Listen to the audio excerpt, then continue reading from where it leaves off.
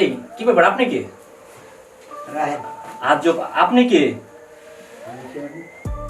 আচ্ছা আপনি কে বলুন তো? আর সরাসরি এই ব্যাগ নিয়ে আমার চেম্বারে ঢুকে পড়ছেন না? রোগী। আপনি রোগী তা নয় বুঝলাম, কিন্তু এই ব্যাগ নিয়ে কেন? আরে শোনেন না, আমার বউ আমার ঘর থেকে বের করে দিচ্ছে, দেখেন না, বুঝেন না কিছু? তার মানেটা বুঝলাম না। আচ্ছা আপনার বউ আপনাকে এই রুম থেকে বের করে দিল, তার কারণটা কি একটু কারণ করে বলুন তো। হলো আমি একটা নতুন করে বিয়ে করছি, হুম। অল্প বয়স একটা মেয়ে। মানে আপনি বিয়ে করছেন? হ্যাঁ, আবার কয়দিন আগে বিয়ে করছি। আপনার মাথা কি ঠিক আছে? আপনি বিয়ে করছেন না আপনার ছেলে বিয়ে করাইছে? আমি বিয়ে করছি। এই মেয়ে, কি আপনি কি পাগল ছাগল হয়ে গেছেন? আমি বিয়ে করতে পারি না? এই কাঠবুড়ি নিয়ে আবার নতুন করে বিয়ে, তাও আবার ইয়াং মেয়েকে? হ্যাঁ। Shit. আচ্ছা আপনার বউ যে ঘর থেকে বের করে দিল, শুধু কি বের করে দিছে নাকি ঝাড়ু পিটাও করছে? না, ঝাড়ু পিটা করবো না, বোঝেন না কিছু? আমি ব্যাগ বুক নিয়ে আইছি। আরে মিয়া, আপনি বলতেছেন ব্যাগ নিয়ে আমাকে বের করে দিছে, হ্যাঁ। এটা ঝাড়ু পিটার থেকে কম কোথায়? না, মারে তারে নেই। একটা স্বামীকে মাঝরাতে রুম থেকে বের করে দেয় ব্যাগ সহকারে, বুঝেন নাই? এখানে যদি আপনার দুইটা চরম মারতো, ঝাড়ু দেওয়া বাড়ি তো সেটা রুমের মধ্যে থাকতো, পাবলিক আর জানতো না।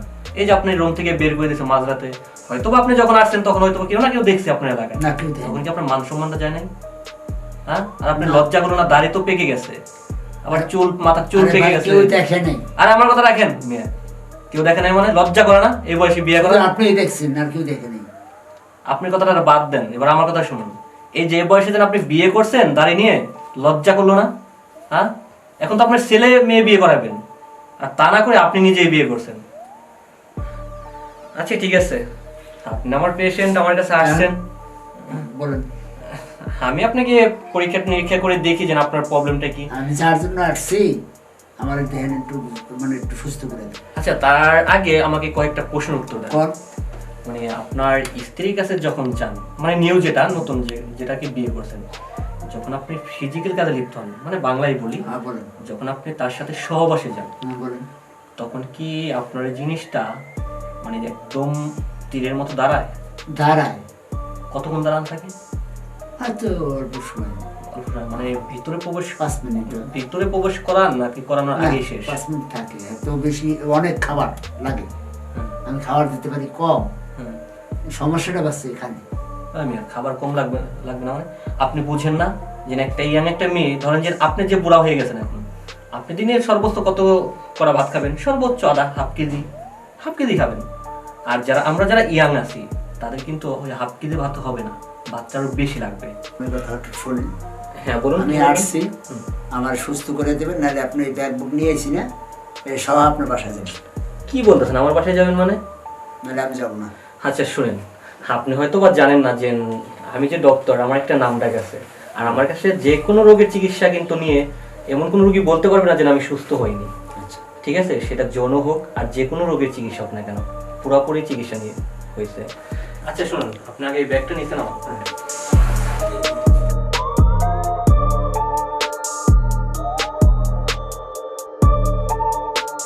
দেখুন আপনি আমার কাছে আসছেন, অবশ্যই আপনি সুচিকিৎসা পাবেন, ঠিক আছে? তার আগে আমি আপনাকে একটু চেক আপ করবো।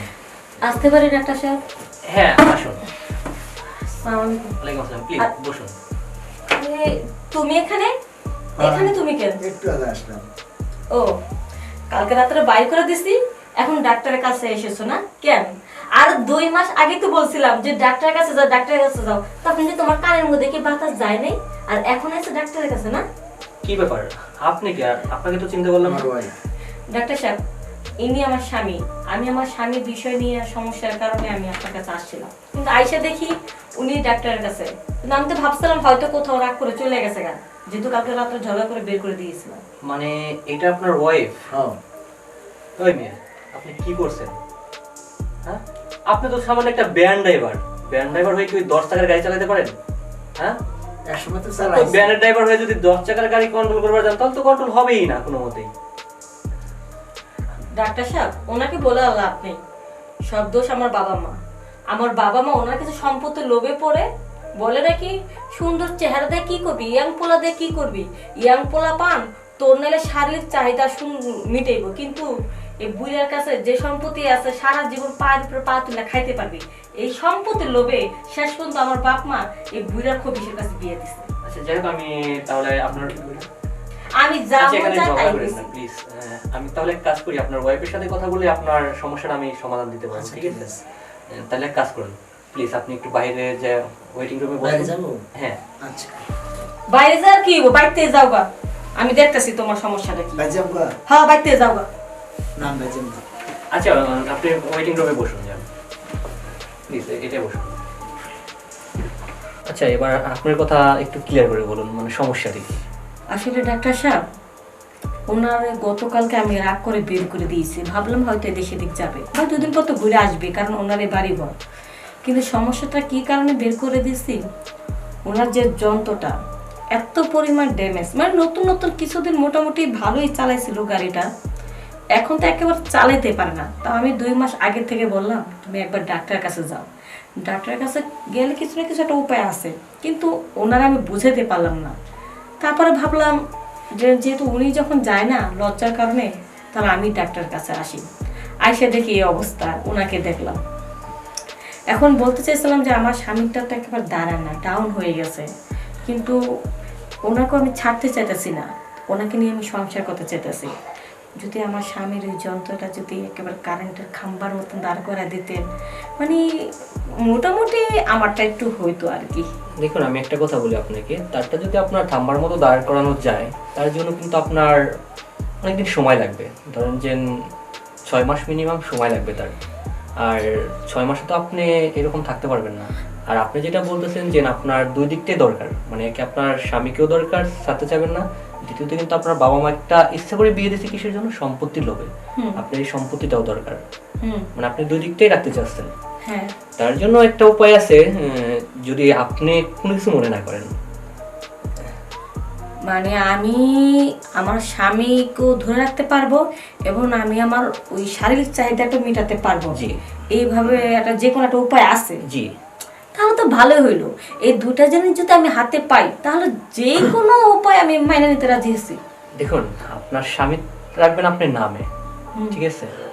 কিন্তু যদি কিছু মনে না করেন, তাহলে আমি আপনার একটা উপকার করব, সেটা হচ্ছে আমি থাকবো আপনার কামে আর আপনার স্বামী থাকবে আপনার নামে। অতএব আপনার স্বামী তো 2 দিন পরে মারা যাবে, মারা যাওয়ার পরে পুরো সম্পত্তির মালিকটা কিন্তু আপনি হবেন। আবার আপনি অন্য কিছু মনে করবেন না, জাস্ট আপনার দিকে একটু আমার মায়া হয়েছে, ঠিক আছে? মায়ের নজর থেকে এই কথাটা বললাম। আপনি তো বেশ সুন্দর আমার স্বামীর চাইতে, আপনার মুখ থেকে এত সুন্দর একটা কথা শুনবো আমার কাছে ভালোই মনে হইতাছে। কারণ আসলে একটা কথা আছে না, মেয়েদের মানে বুক ফাটে মুখ ফুটে না। আসলে আমি তো দেখতে অনেক সুন্দর, কোনো ছেলেকে ইচ্ছে করে বলতে পারিনি কখনো। যেহেতু এই জীবনে প্রথম আপনি যেহেতু বলে ফেলেছেন, সব দিক দিয়ে ভালো। কারণ আমি যদি মাঝে মধ্যে আপনার চেম্বারে আসি, তাহলে তো আমার হাজবেন্ড কখনোই বুঝতে পারবে না যে আমি কিসের জন্য আসলাম। সে বুঝবে আমি ওনার চিকিৎসার জন্য মাঝে মধ্যে আসা হয়। তাহলে এক কাজ করুন, তার মানে আপনি রাজি আছেন? তাহলে বেডে যে শুয়ে পড়েন আপনি। এখনই শুয়ে পড়বো? হ্যাঁ, যদি সমস্যা কোনো নেই। রোগী আসে? এখানে কেউ আসবে না আমার পারমিশন ছাড়া, মানে প্রত্যেকটা রোগী নট এলাও এখানে। আরেকটা কথা বলবো? হ্যাঁ বলুন। বলতে চেয়েছিলাম তো, আমিও অনেকদিন ধরে না খাওয়া, আমার ক্ষুধাটা একটু বেশি। আবার কি আমার স্বামীর মতন 2টা ধাক্কা দিতে না দিতে কি আপনারটা কি ড্যামেজ হয়ে যাবে? আচ্ছা, যদি আপনার বিশ্বাস না থাকে তাহলে আপনি চলে যেতে পারেন, ঠিক আছে? না না না, হ্যাঁ, তাহলে বিশ্বাস আপনি আগে সব বাড়তি কথা বলতেছেন কেন? যান প্লিজ, শুয়ে পড়ুন। রাগ করেন না, ঠিক আছে? করার পরে বোঝা যাবে আপনার পাওয়া। হ্যাঁ, শুয়ে পড়ুন।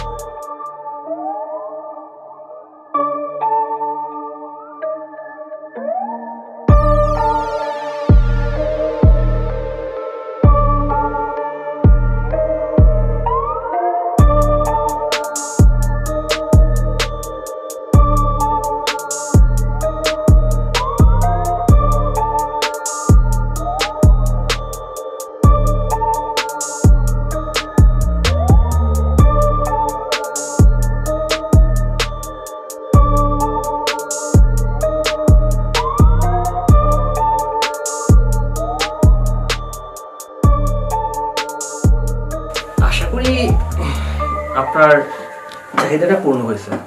হয়েছে মানে অনেক মজা হয়েছে, আর আমি এত মজা পাইছি যে আপনাকে বলে বোঝাতে পারবো না। এখন আমার কাছে মনে হয় কি জানেন, ওই বইটার চিকিৎসা করার কোনো দরকার নেই গা। ওই চিকিৎসার নামের উপরে আমি আপনার কাছে আসুন, কারণ চিকিৎসা যদি দেন, যদি ওই বইটা ভালো হয়ে যায় তাহলে তারা আপনার কাছে আইতে পারবো না। তাই কইছিলাম বইটার চিকিৎসার দরকার নেই, বইটা ভালো হইলো না হইলো না হইলো, এখান থেকে তো আপনি আছেন। আচ্ছা, সেটা অবশ্যই আপনার কথা আমি রাখবো। যাক, আপনার হাজবেন্ড তো বাইরে গেলে অবশ্যই জিজ্ঞেস করবে যে কি চিকিৎসা নিলেন। আমি আপনাকে একটা প্রেসক্রিপশন লিখে দিই, ঠিক আছে? ওই ওষুধগুলো আপনার হাজবেন্ড কি খাওয়াবেন, দেখবেন সমস্যা হবে না, মানে আপনি যেটা চাবেন সেটাই হবে মন মতো, ঠিক আছে? আচ্ছা,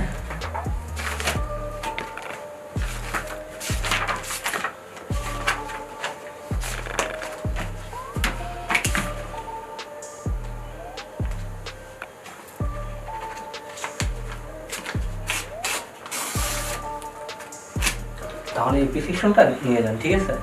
আচ্ছা। তো ডাক্তার সাহেব, আমি একটা কথা বলতে চেয়েছিলাম। হ্যাঁ, বলুন। বলতে চেয়েছিলাম, আমার স্বামী তো ওয়েটিং রুমে বসে আছে না, আপনি আমার স্বামীর এটাকে বলবেন যে আপনারা অনেক ভালো মানুষ, ভাবির সাথে কথা বলে বুঝতে পারলাম, কিন্তু এখানে আসলে তো একটা ভিজিট দেওয়া লাগে। আপনার বাসায় গেলে তো আমার একটা ভিজিট লাগবে না, আমি জাস্ট এমনিতে ভিজিট ছাড়া দেখবো, আর ওষুধ পানি যা লাগে সেটা তো আপনারে আনবেন। মানে ভালো ভালো কথা বইলা, আলু পাম দিয়া আমার স্বামীর সাথে একটু মিশা কথা বইলা আপনি আমাদের বাসা আসার জন্য একটা ব্যবস্থা করেন, তাইলে কি আপনারও সুবিধা হলো, আমারও সুবিধা হলো। কেননা এই যে খাটটার মধ্যে এত সুন্দরভাবে খেলা করছেন, ঠিক আছে, কিন্তু এই বেডটার কারণে আমি বেশি একটা ভালো লাগলো না। আর তাছাড়া এখানে যতক্ষণ পর্যন্ত আমি খেলা করব ততক্ষণ পর্যন্ত আমার মনের মধ্যে একটু ভয় ভয় লাগবে। আচ্ছা, ঠিক আছে, আমি আপনার কথা অবশ্যই রাখবো। আচ্ছা, আমি আপনার হাজবেন্ডকে ডাকছি। ভাইয়া, ভিতরে আসুন। আর বউ, হ্যাঁ, আসুন।